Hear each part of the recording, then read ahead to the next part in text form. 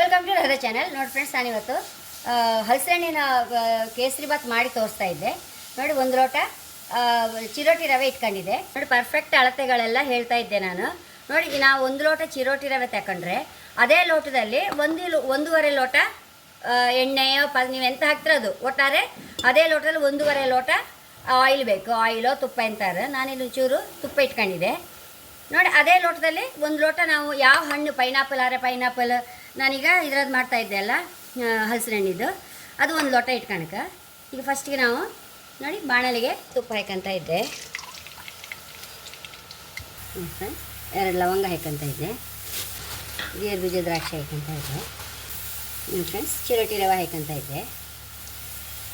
ಸರಿ ಹುರ್ಕೊಂಬ.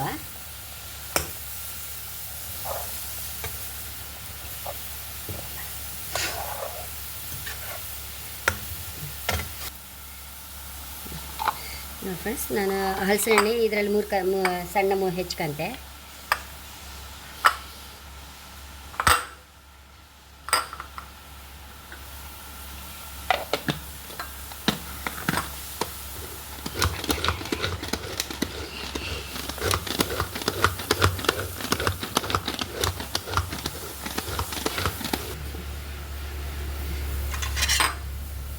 ರವೆ ಕೆಂಪಾಯ್ತು. ಈಗ ನೋಡಿ, ಹಲಸಣ್ಣು ಕತ್ತರಿಸ್ಕೊಂಡು ಅದು ಹಾಕೊಂಡಿದೆ.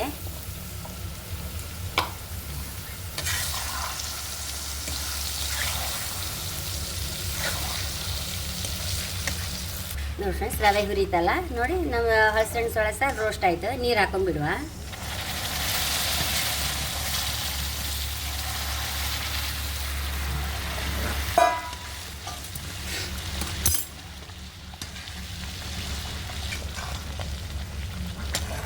ನೋಡಿ ಫ್ರೆಂಡ್ಸ್, ಕಲರ್ ಕೇಸರಿ ಎಲ್ಲಿಟ್ಟೆ ಅಂತ ಸಿಕ್ಕುದೇ ಇಲ್ಲ. ನಾನು ಚೂರು ಅರಿಶಿನ ಹಾಕಂತ ಇದ್ದೆ.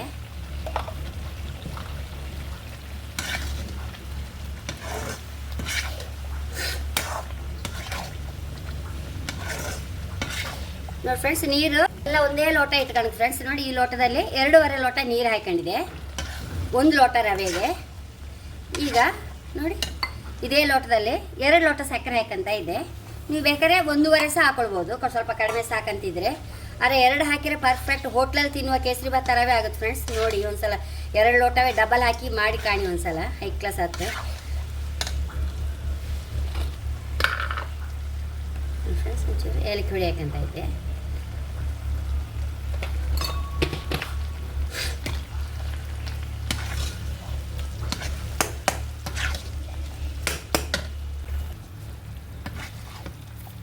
ಫ್ರೆಂಡ್ಸ್, ಆತ ಬಂತು ನಮ್ಮ ಕೇಸರಿ ಬಾತ್. ಕರೆಕ್ಟ್ ಬಂದಿದೆ. ಇದನ್ನೀಗ ಬೌಲ್ ಟ್ರಾನ್ಸ್ಫರ್ ಮಾಡ್ಕೊಂಬ.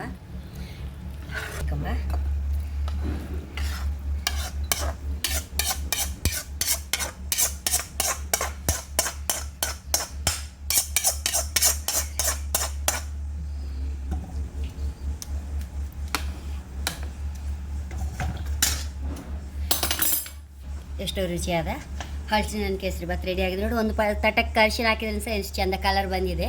ಪೈನಾಪಲ್ ಹಾಕಿದ್ರು ಸಹ ಇದೇ ಕಲರ್ ಬರುತ್ತೆ. ಗೊತ್ತೇ ಆಯ್ತಲ್ಲ, ಒಂದು ತಟಕ್ಕೆ ನಮ್ಮ ಹತ್ರ ಕೇಸರಿ ಎಲ್ಲ ಇಲ್ದಿದ್ರೆ ಆ ಕಲರ್ ಫುಡ್ ಕಲರ್ ಹಾಕೋಕ್ಕಿಂತ ಅರಿಶಿನ ಹಾಕೋದೇ ಬೆಸ್ಟ್ ಫ್ರೆಂಡ್ಸ್. ಹಾಗೆ ನನ್ನ ಚಾನಲ್ ಇಷ್ಟ ಸಬ್ಸ್ಕ್ರೈಬ್ ಮಾಡಿ, ಲೈಕ್ ಮಾಡಿ, ಕಾಮೆಂಟ್ ಮಾಡೋದಂತೂ ಮರಲೇಬೇಡಿ. Thank you.